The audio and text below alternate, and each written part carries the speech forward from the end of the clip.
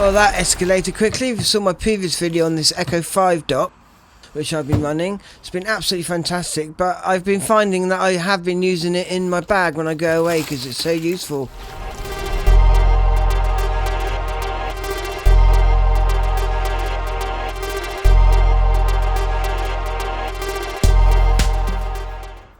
So this monster is the Echo 20 Thunderbolt 4 SuperDock. It's got SD on the front, means I can use my other camera.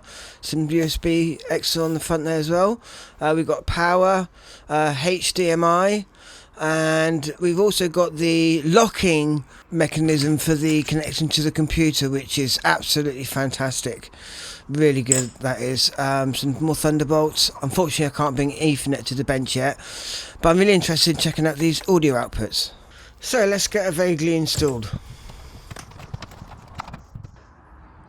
And just to recap, I've been keeping my laptop up here, and this cable connects to the Echo 5, and then the HDMI connects to my monitor.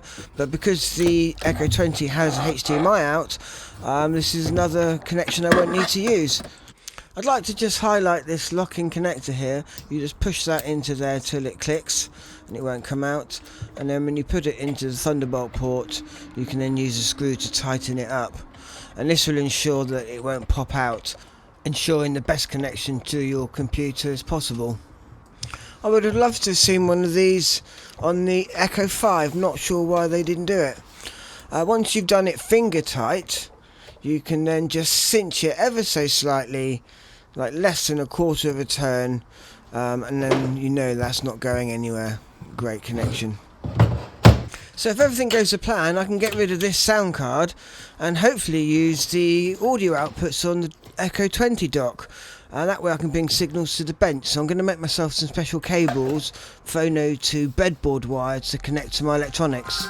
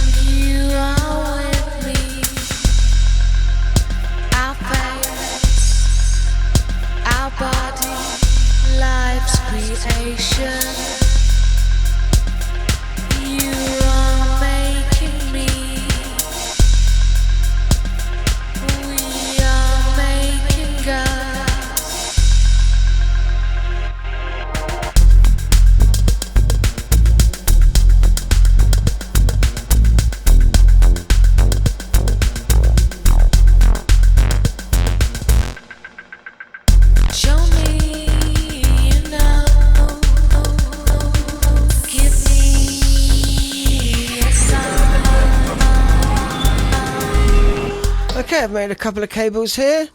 You can either plug those outputs from the Echo 20 into some powered speakers, but for me, to be able to bring them to the bench with these breadboard wires is just going to be fantastic. And I'll have 2 channels, maybe even more if I get the headphones going. And another trick up its sleeve is the Echo 20 can fit an SSD. So I checked through their compatible ones, and I found this one on Amazon, 1 terabyte. Is only like £58, and what a great design they have here. We just take off this back panel, and if you notice the wristband on my wrist, that's connecting me to the earth of the house, so I don't get any static. It's probably over precautious, but can't be too precautious. Oh, they've even left a screw in here that we can use to screw the NVMe back in. And that fits in here only one way, so you can't make a mistake. Oh, very satisfying click there. And then we would put this screw down to hold it in place. Try not to drop the screw. That's why you should do this with nothing connected to the dock, especially no power. And we can just screw that down. And this is going to be a real boon for me, because anything I record on the bench can go onto this external drive and not pollute any of my other drives, either on the Mac, or I used to store them on my NVMe dock in my studio. I'll show you that in a second. But as you can see, this is a really nice design, and now it's got a secret 1 terabyte drive hidden inside it. Perfect. So now we can connect the phono cables that I made for the audio output, and this is a USB which goes over to the sound card, which I might not use, my microscope. I have the dongle for my Kensington trackball. This is the let's plug in the computer one first, and then we can screw that in. And again, I'll just ever so slightly cinch this, less than a quarter of a turn.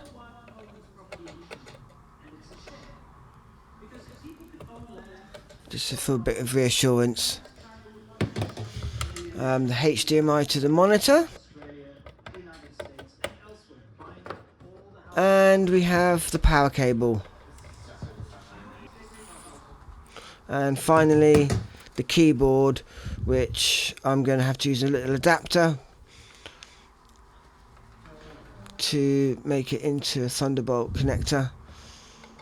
And we can plug the keyboard in as well. Look at that. That looks so smart under the screen there. No cables at the front. Oh, and it just works straight out the box. Look at that. So let's just quickly see if we can see the NVMe. Of course, it just sees it. So let's just erase that. Call it Echo 20. Oh, this is going to be so good. As you can imagine, making videos creates a lot of data. So this is now all mounted. Fantastic. Works first time. So let's just copy all my other data from my other DaVinci projects. We'll just plug this SSD into the front here. I don't have to unplug anything else. Echo Express drive. And I'll just paste that in here. And 10 gigabytes, less than a minute. You can't grumble about that. This is going to be such a boon. As you can imagine, we're making videos creates a lot of data. So just having all my DaVinci on this one drive now is just going to clear my other drives up. I'll leave this going real time so you can see it. Awesome. And then whilst we're here, let's just see if the... Oh, look at that. The Mac sees all the dock interfaces as separate interfaces, and I'm particularly interested in this line out. So that is looking fantastic. Let's load up Logic, and we'll send a test wave, sine wave, at 1 kilohertz, and just take a couple of readings and see what it's like. And I need to select the line output, which is here. And I might just select the dock mic input, because they all show up here now. This is exciting. I wasn't really expecting it to be this easy. Okay, let's open up a Logic project. I know I've got a test oscillator on one of these tracks. Yep, on this one. Let's just turn the test oscillator on. And here are my breadboard wires, which is now coming conveniently to the bench. I can plug into this little breadboard, and there we can see on the scope the sine wave being produced by the Echo 20's onboard sound card. Very nice. And if we look at the total harmonic distortion, 0.0078. I mean, really, how many noughts do you need? Excellent job, guys.